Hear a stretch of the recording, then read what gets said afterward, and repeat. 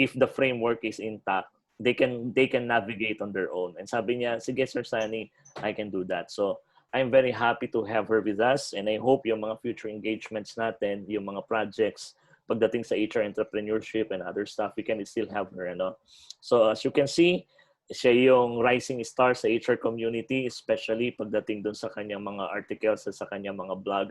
Napakadami ng kanyang following. Okay, so without further ado, why don't we welcome and let's give a virtual round of applause to our speaker for this afternoon, Miss Tina. Thank you so much, Sir Sunny. Is everything very clear?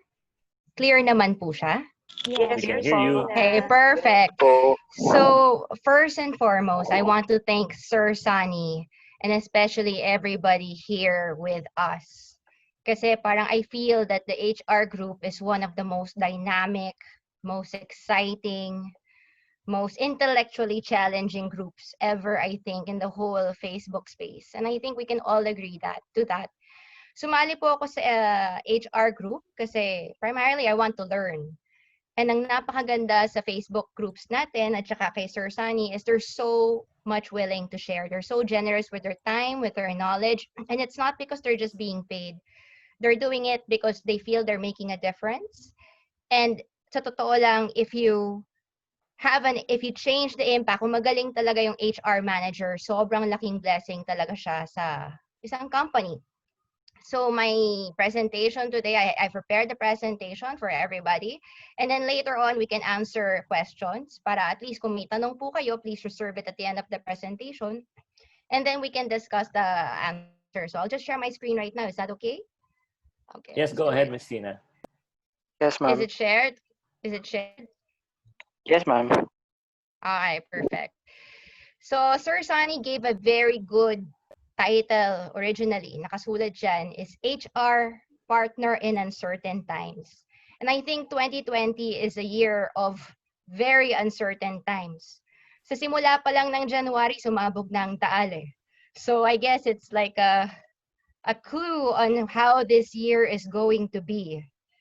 The last time I think we had some sort of a recession was in 1983,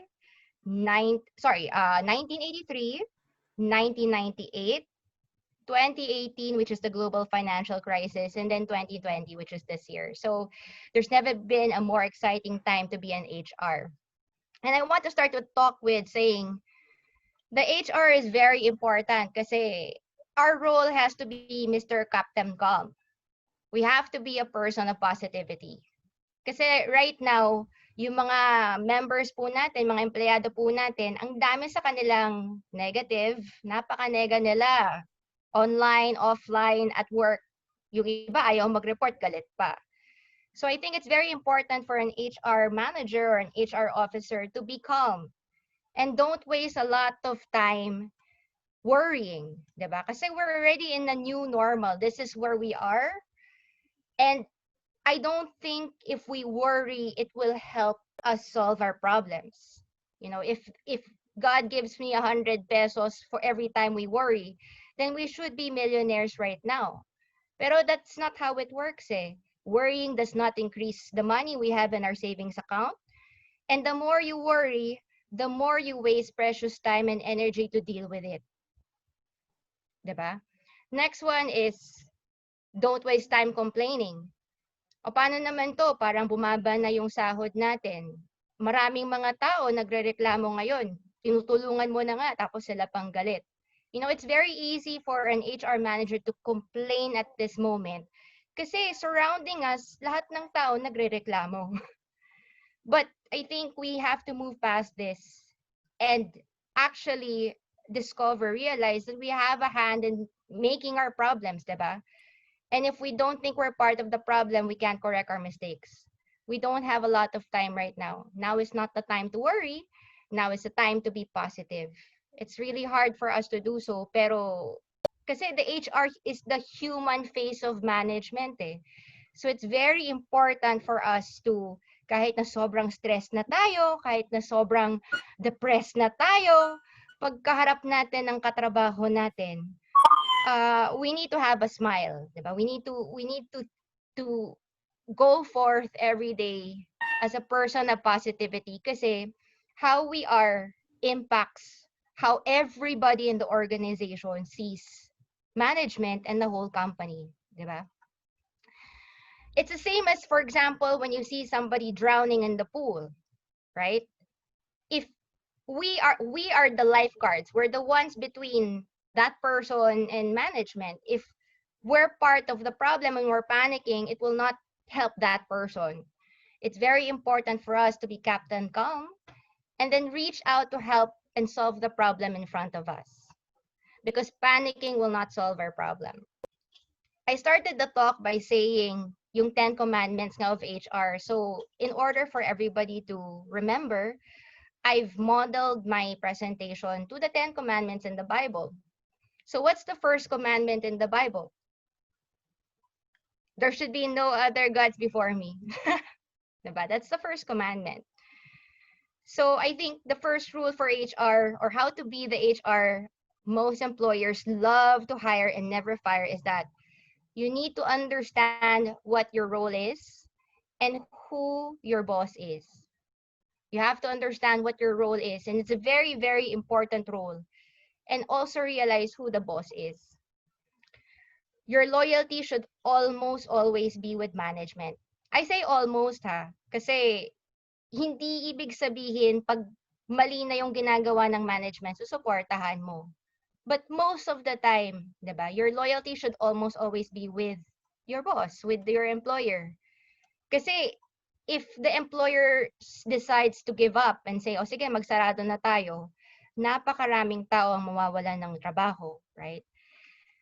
Now, for example, ngayon, especially now, a lot of HR are in the middle. You have to execute a lot of hard decisions, especially when it comes to laying people off, retrenching, making people redundant. It's not an easy place to be. I don't think a lot of HR managers come in and say, you know what, I want to be an HR manager so that I'll be in a position to fire people.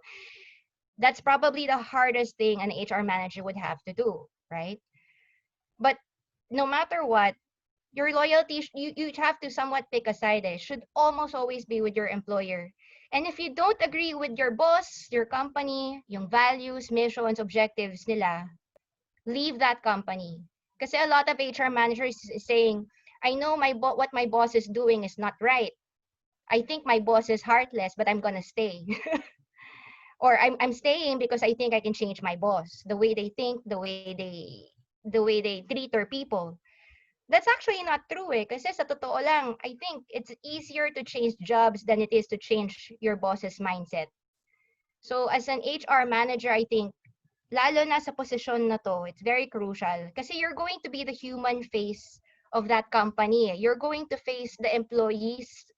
You're going to explain to them why the company decides on such policies.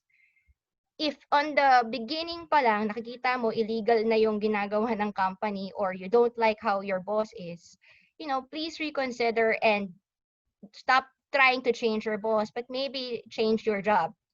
Kasi maraming mga employer din dyan na napaka-mabait, napaka-ayos, Pero you have to understand our role. Our role is to manage people, to help our companies manage people, diba? And a lot of people think na you have to always be good to the company, to the employees, which is true. Ako, mahal na mahal ko lahat ng employee namin. Pero you can also love an employee, but also execute the right punishment or talk to them. Kasi iba ang pagmamahal sa tamang pamamalakad. And I think being an HR manager, we need to always follow the tamang pamamalakad. You can love the company, you can love the employee that stole the petty cash. I had an admin officer before that stole 210,000 from the company. Kasi we entrusted her with money, so she had access to cash. And so every week, she would take home 5,000, 10,000. I really love her. She's a single mom. She's a wonderful person. But being an HR manager, you still have to terminate her following due process. So I think it's very important for us to know our role, that we are the person talaga who has to handle the people and make sure na walang personalan pagdating sa trabaho. Ang hirit sa akin before, sabi nila, Ma'am Tina, meron kang MBA. Does it help ba in managing people in the Philippines? Sabi ko, alam mo, sa totoo lang, mas matalino pa sa akin ng mga empleyado ko na hindi naman nag-graduate din ng college. It's very true. The Filipino employee is very smart. Kasi minsan, yung diskarte talaga nila tsaka mga tanong nila, talagang mapapaisip ka, di ba? So there's a lot of problematic employees. So it's really more fun working and managing a business here in the Philippines. I'll ask you guys kung kilala mo yung mga to, ha? So in my experience, limited experience, I've dealt with Miss Baka Sakali. Sino mga to? Yung in-explain mo na yung company rules in English and in Tagalog, tapos pinahandwrite mo na yung rules. Tapos for some reason, like 1 week or 2 weeks later, sasabihin niya, Ma'am, pwede ba? For example, in our company, we have a rule na leave of absence is approved. Pero may isang kondisyon lang. Dapat 3 days before ang paalam. Pero meron pa rin kami mga employees na the day before, saka lang sila magpapaalam. So I'll ask that employee, sabi ko, alam mo naman ang rule ng company is 3 days before. Bakit ngayon ka lang magpapaalam? Sabi niya, kasi yung nanay ko birthday niya bukas. Tapos may handaan. Sabi ko, di ba yung birthday parang every year may birthday? Bakit parang ngayon ka lang nagpapaalam, di ba? So, that's the thing kasi they already know the rule. Pero nagbabakasakali lang sila. Baka sakali pumayag yung company or yung HR. There's also what you call laging may personal problems that affect work. Yung simula pa lang sa trabaho, first week pa lang, pero uma-absent kasi walang nag-aalaga ng anak. You know, it happens. Si Miss Laging Dahilan. In our company, may isa kaming staff na laging late. Pag tinanong mo kung bakit, kasi yung MRT nasira, yung bus hindi na habol, nagkaroon ng problema sa bahay. You know, lagi silang may dahilan. Miss Laging Galit sa GC at saka sa social media. I'm pretty sure in ECQ, so many of us met this type of person. Yung kunyari, yung SBWS na approve na, pero hindi pa nabibigay. So sila, syempre galit sila kasi kailangan daw nila yung pera. Dun sila sa group chat magko-complain or dun sa Facebook nila magko-complain. Syempre, it's very hurtful for an HR din kasi alam mo naman na ginagawa mo yung trabaho mo. And yet, a lot of the employees don't seem to appreciate that. Si Miss Laging may reklamo. Ayan, sa ECQ, maraming reklamo. Miss Pau ng Bayan, yung sinasabi ba, Ma'am, legal ba yan? Tama po ba yan? So, that's another problematic employee. Miss Low Performer, yung mabait, pero hindi lang umaabot ng quota. Binigyan mo na ng chance, 3 times, meron ka ng complete documentation, pero hindi talaga kaya niyang ma-reach yung quota niya. Miss Nega or Galit sa Mundo, si Miss I Forgot, yung kunyari may inutos ka, tapos ang balik sa'yo, Miss I Forgot. Bakit hindi mo ginawa yan? Kasi nakalimutan ko Or hindi ko lang nagawa, or tatahimik lang. And lastly, si Miss Awol. Yung hindi na pumapasok, I'm pretty sure na yon sa GCQ, ang dami-dami tayong mga empleyado na problematic talaga. Can I have a hand lang to see if any of these employees work for you?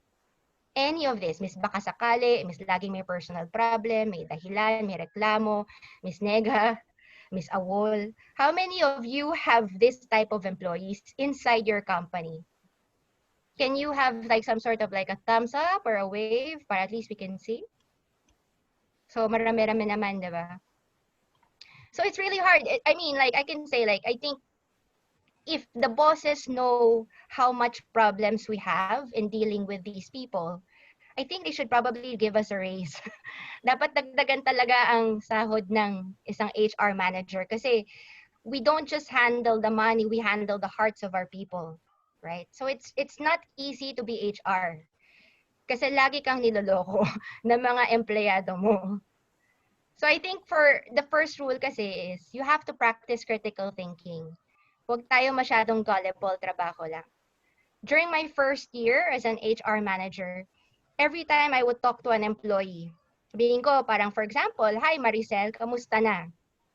Biglang iiyak. My gosh. Parang maalaala mo kaya. Like, I'm not kidding. Like, kakausapin ko lang sa kanila, "O, kamusta na yung benta mo?" And then bigla silang iiyak. Sabi ko, "Ba't ka umiiyak? Wala pa naman akong sinasabi, nangungamusta lang ako." And then I realized pala after that first year, alam mo, ang bilis-bilis pala umiyak ng tao. So what I do right now is I tell them, "You know what, you should stop crying. Kasi wala pa naman ako sinasabi, hindi pa naman kita pinagsasabihan." And then automatically, just like that, they'll stop crying.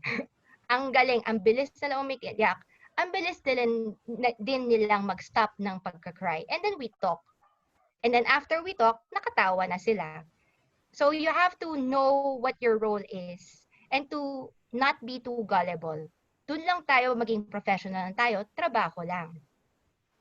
The second one is, di ba, in the Bible it says, "You shall have no graven images." Second rule is, don't make idols. Gumawa na lang tayo ng mga incident report. You know, yung mga written documentation. As HR manager, we need to keep complete documentation from the time of interview to the time they leave. Always follow due process. Sa akin, ina-assume ko palagi na baka madole ka. So if you think that everything is a possible dole case, para walang gulo, always make sure that every step of HR is well documented, na written. May nagtatanong sa akin, "Ma'am, lagi kong pinagsasabihan si employee, pero hindi pa rin siya nagbabago. Ang tanong ko lang dyan is, may written ka ba?" Kasi sa trabaho natin, ang tinitignan talaga is written documentation. Kung kulang ka ng written documentation, magkakaproblema ka talaga sa employee. So if, for example, may kailangan kayong training sa written documentation, Sir Sunny has just talked about several trainings that he can offer to help us keep complete documentation. Kasi hindi tayo pwedeng magkulang sa documentation. Importante kasi yan sa trabaho natin. Ang daming documentation, ang daming papel. Bago pa lang, there's pre-employment requirements for 201 files. Resume, signed contract, code of conduct, personal appraisals.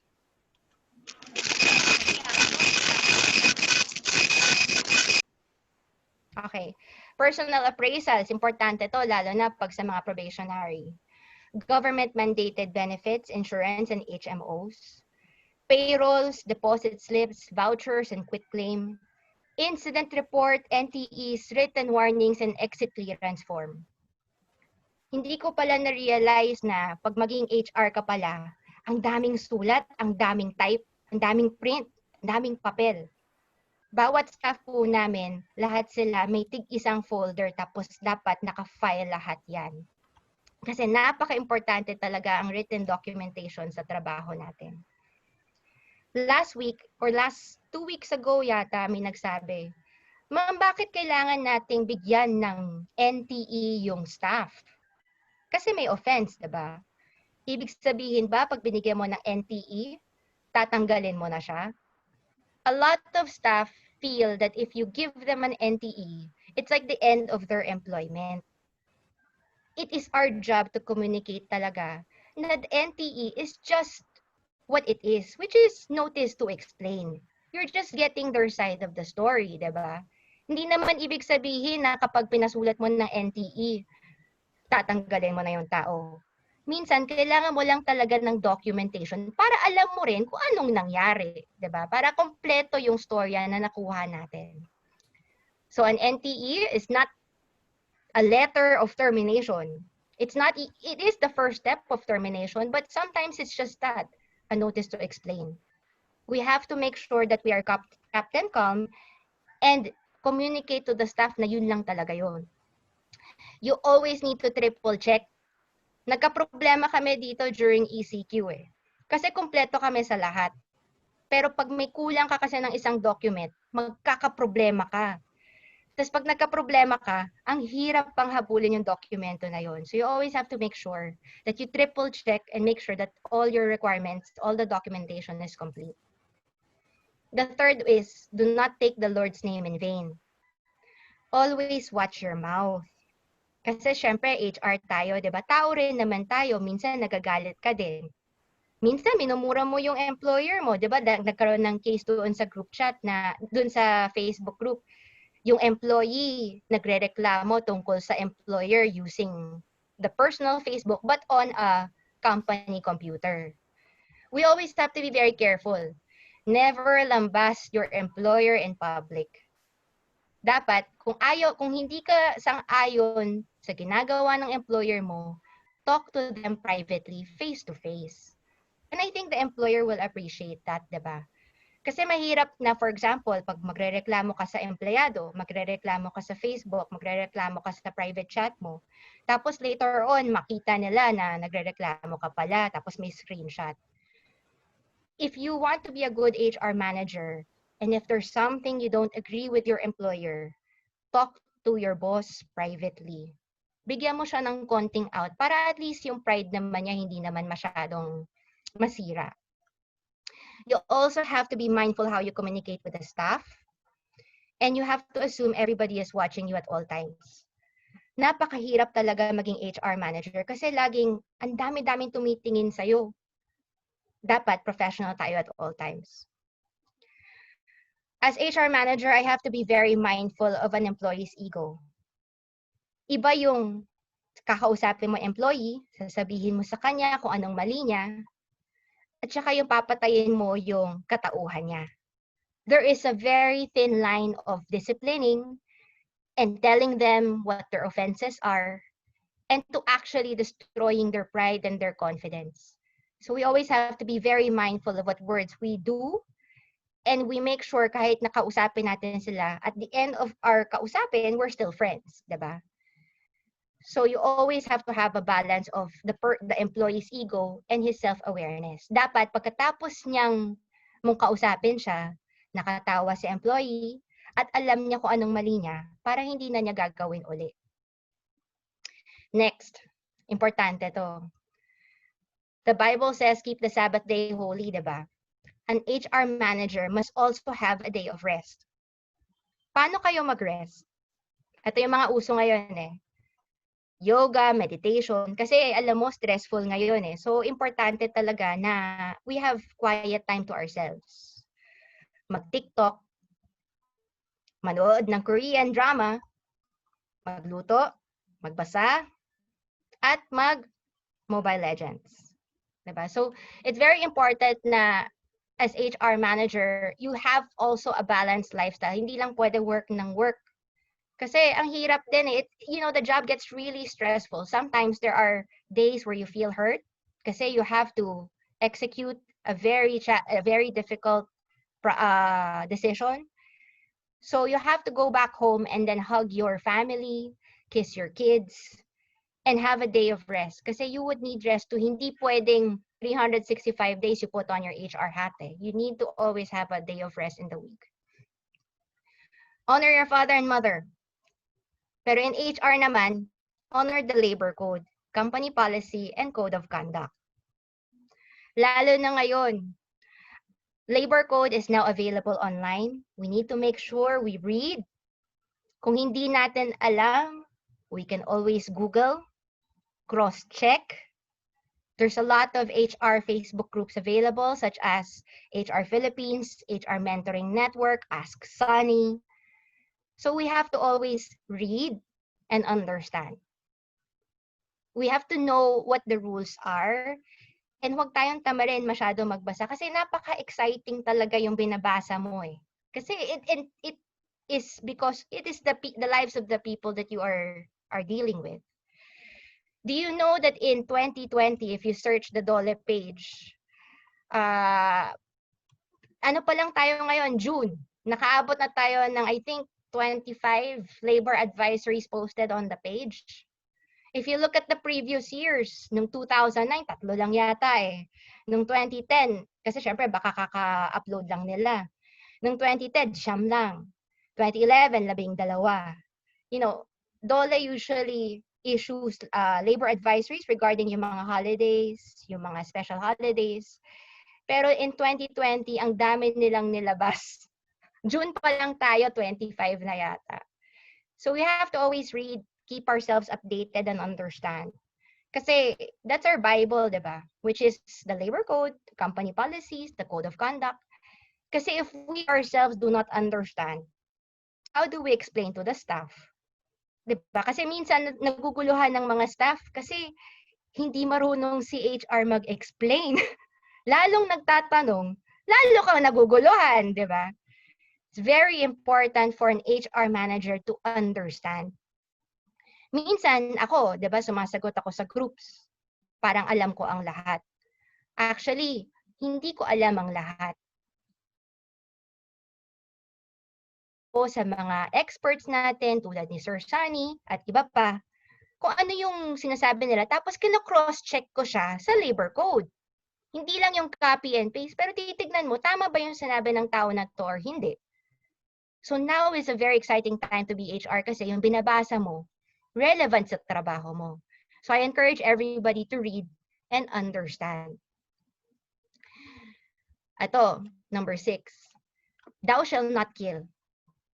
It's very important for an HR to not kill the reputation of the company kasi kayo yung human face of the company. Make sure that the company acts in good faith. Kasi kung hindi nyo sinabihan yung boss mo, baka hindi niya alam. Good faith is being sincere in one's business dealings without a desire to defraud, deceive, or take undue advantage or act maliciously towards others. In Tagalog, Sir Sunny, sorry lang ha, pero mas nakaka-communicate ako. Huwag mong gaguhin ang empleyado mo. Diba? As an HR manager, you always have to act or make sure that the company acts in good faith. Huwag mong lokohin ang mga staff mo as much as possible. Always act in their benefit, to their benefit.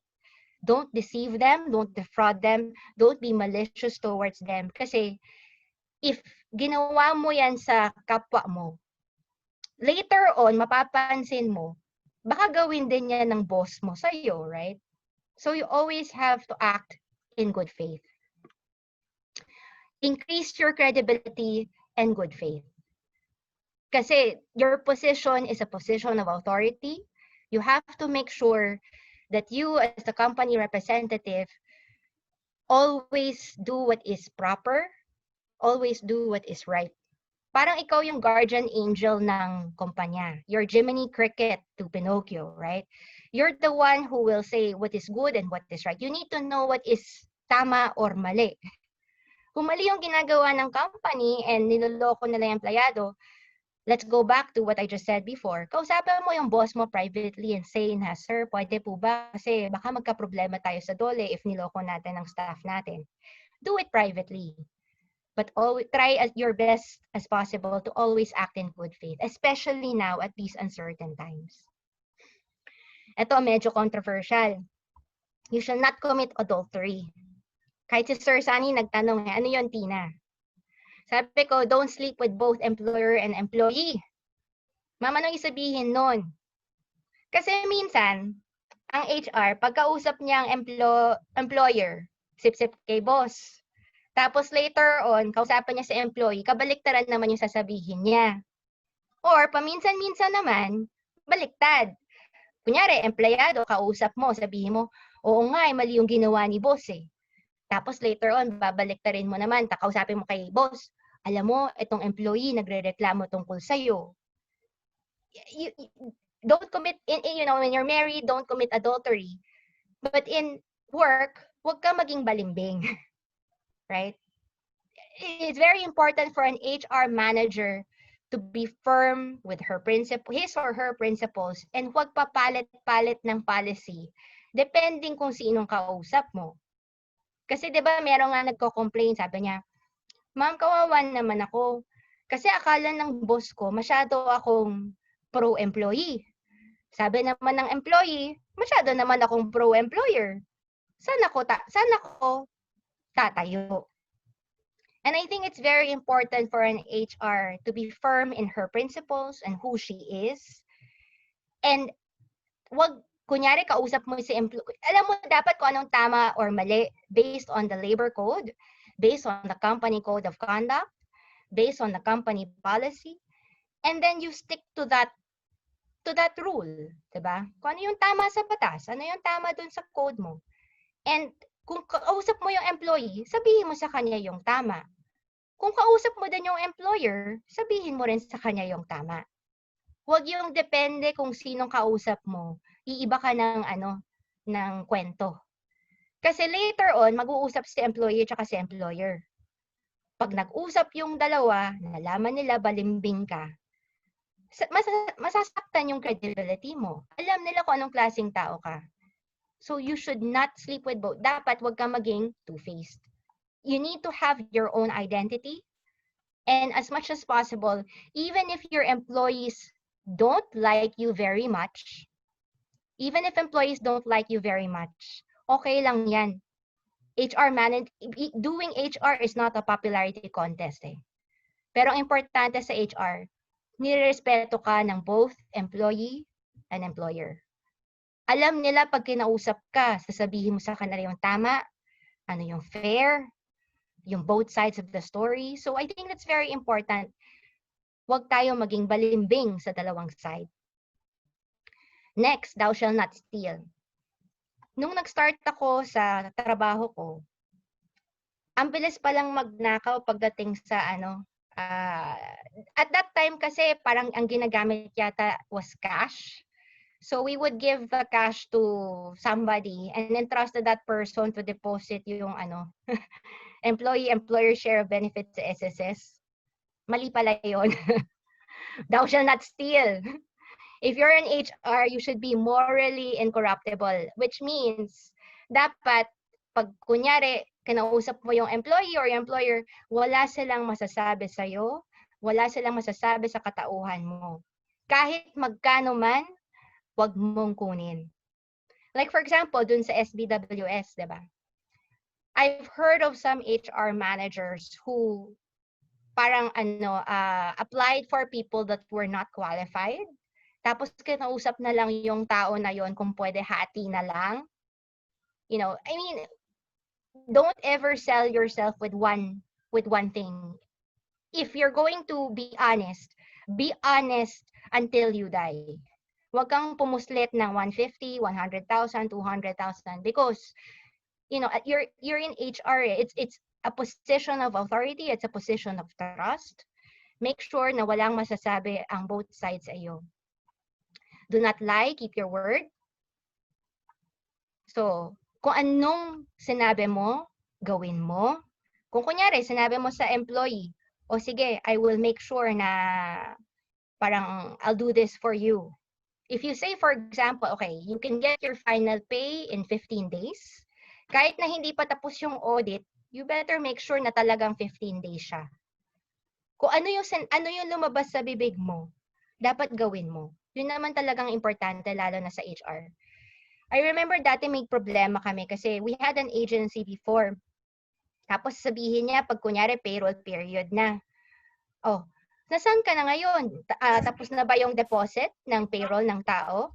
And sabihin niya, nasa bangko na daw. Pero wala pa pala sila sa bangko. You know, if you do HR, you have to make sure whatever comes out of your mouth is true. And then always stick to the facts. Huwag na tayo magdagdag bawas. Kung ano talaga yung nangyari, yun lang ilalagay natin sa incident report. Yun lang ilalagay natin sa kwento natin. Huwag tayo magdagdag bawas. And most importantly, pag meron kang mistake, aminin agad. This week, meron akong kulang, with my supervisor, meron akong hindi na deposit sa payroll niya. Kasi nakaligtaan ko lang talaga. Parang I thought I've paid for it already, pero hindi ko pa pala nabayaran yung reimbursal niya. So, nung nalaman ko na nakaligtaan ko, tinawagan ko kaagad yung tao. Sinabi ko, sorry ha, pero may kulang akong pera na na-deposit sa'yo. And then after that, dineposit ko kaagad. You have to be humble to see your mistakes. You have to admit them, and you have to correct them. So, there's 3 things. Pag HR ka, nagkamali ka, okay lang. Pero aminin mo kaagad. Ang pinakapangit na HR, yung lumulusot. Mali na nga, tapos hindi mo pa aminin. Kasi mahuhuli ka talaga ng tao. Ang talino-talino talaga ng mga employees. If you make a mistake, unahan mo na, you admit it. Correct the mistake ASAP. Kung hindi ka, pipilitin mo dapat na kung anong mali mo, ayusin mo, di ba? Kasi ikaw gumawa ng mistake eh. And wag mo nang ulitin ulit. Minsan, magaling ka ng HR manager. Pero ang problema kasi, ang mga magagaling, laging lumilipat. You know, like for an employer, we always love people na tumatagal sa atin.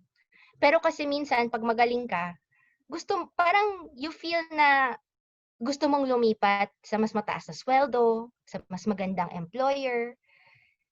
Ako, for me, as a manager as well, I appreciate the people who stay with me for a long time. You know, 2 years, 3 years, 4 years, 6 years, 20 years. I always tell my staff, sabi ko, siguro nung starting ninyo, di ba, I hired you guys, ang sweldo ninyo, ganito lang. Pag regular ninyo, tinaas naman natin yung sweldo. Pero don't look at the starting salary. Don't look at your current salary. I always tell them, you know what, you should worry about how much is your salary pag retire ninyo. Kasi ang retirement is, ang computation niya is whatever your salary is at that time times 22.5 days, daily salary at that time times 22.5 days times number of years. Sabi ko sa mga staff ko, alam mo, huwag kayong lumipat sa akin pag 2 years pa lang kayo or 3 years pa lang kayo. The cheapest employees are the ones who resign. The cheapest employees are the ones who resign kasi you don't have to pay them any separation pay. The most expensive employees are those na 25 years na sa'yo. Nagsimula sa'yo, siguro magkano lang, pagtapos after 25 years, magkano na sweldo, tapos babayaran mo pa retirement pay, plus whatever goodwill gift pa. Yung mga empleyado na yan, yun yung mga mahal. Tapos hindi lang yung retirement pay, baka bigyan mo pa ng dagdag, bigyan mo pa ng konting dividendo, etc.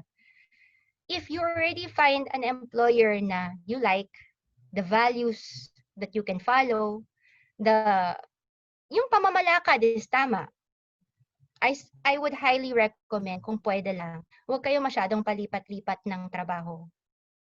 You know, you have like 7 days a week, right? Like, I'm okay with my staff sometimes doing other things on the weekend, right? But I always tell them, stick with me, grow with me. Kasi sayang eh, kasi pagdating mo sa akin, hindi kayo magaling. Pag alis niyo, magaling na kayo. Tapos lilipat kayo, akala niyo lahat ng boss, lahat ng company okay naman. Tapos paglipat ninyo, nalaman nyo pala, mas maganda pala dito sa atin. Kahit maliit lang tayo, at least maganda naman ang pamamalakad natin. You know, if you're a good HR manager, pick and choose your employer. And once you like an employer, don't switch too much. Don't covet. Don't always be jealous about your friend in HR who is in some other company. You know, a lot of people say, you know, I want to be an HR manager for a large firm. But it doesn't mean, like sa EC, it doesn't mean pag malaki naman ng kumpanya, minamahal ng employer yung employee, right? So you always have to use your heart and your mind to pick an employer and stick with that person.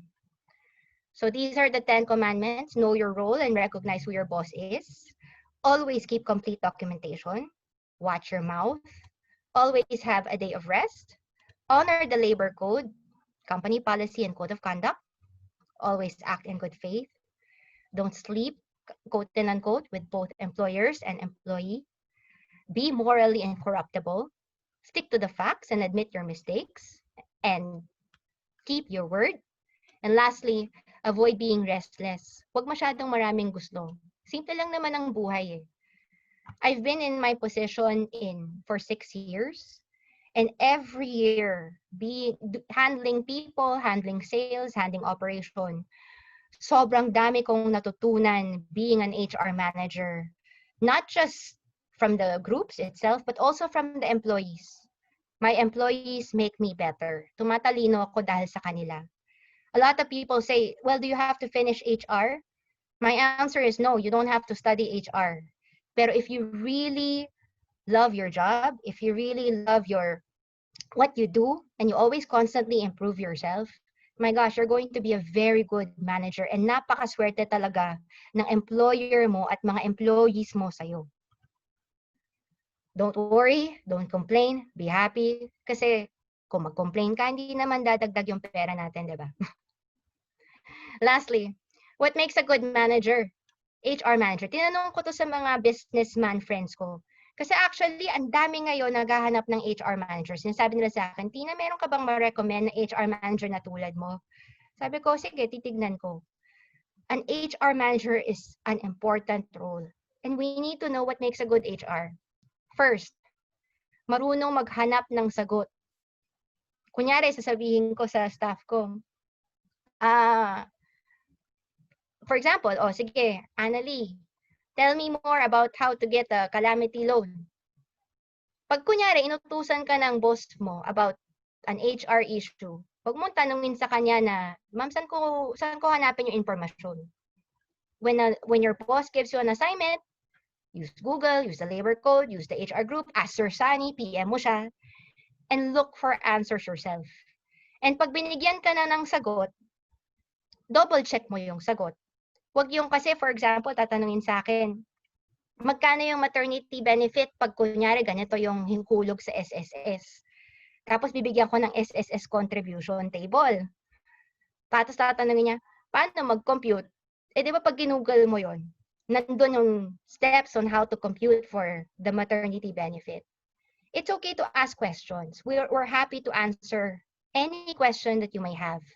Pero pag sinagot ka na, sana you have the initiative as well na when the person points you to the correct direction, you look for the answers yourself as well to help. Para matuto din tayong lahat, right? And good HR must solve the problem, not become the problem. For example, stress na stress ka, galit ka, you complain about anong nangyayari ngayon. You're not happy na skeletal force. May nagtanong nga sa akin before, ma'am, kung kunyari, dati 6 days a week ako, tapos ngayon 3 days na lang. Pag kunyari, 3 days na lang kasi flexible work arrangement and social distancing, paano na, di kalahati yung sahod ko.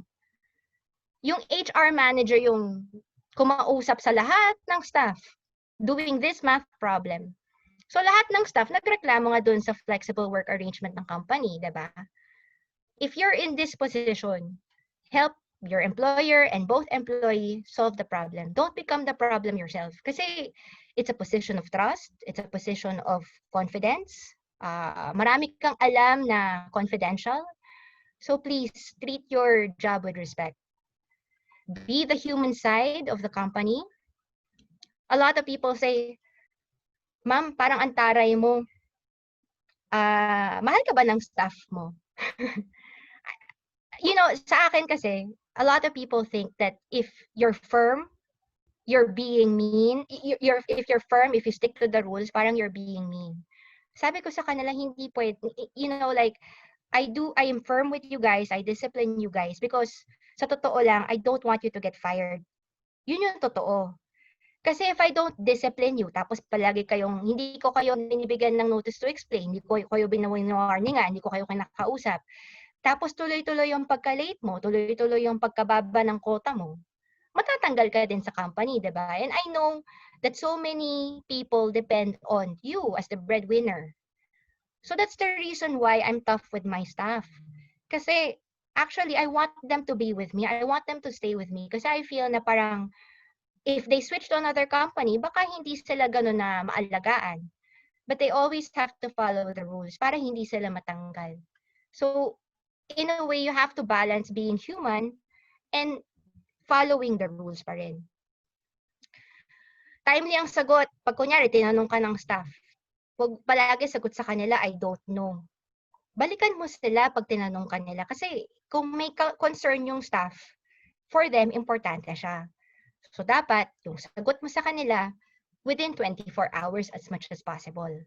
Kung hindi mo alam yung sagot, alamin mo yung sagot. Balik tayo doon sa know how to or where to look for the answers. Always get back to your staff para hindi sila ma-stress. That's all that is needed. Hindi mo na kailangan bantayin. Next, laging nakasmile. Kahit galit na galit ka na, dapat nakasmile ka pa rin. Fine, be happy with your situation. Kasi wala ka naman magawa pag magsimangot tayo, right? Be balanced. Dapat may compassion ka sa staff mo, pero dapat firm ka din. Kasi trabaho mo yan eh. And of course, can be with the employer as the company grows. In short, what makes a good HR? Be the HR manager you want to have. Kasi ako, I always say na parang, ma'am, how do you do a good job being an HR manager? Ang goal ko kasi is, I want to be the best HR manager or boss that an employee will ever have. I know I'm not perfect. Nagkakamali din naman talaga ako. Minsan, nagkakamali tayo kasi we're humans too. But in good faith, with good intention, when you come to work, be the HR manager you want to have. And be a blessing to your employer and to your employee.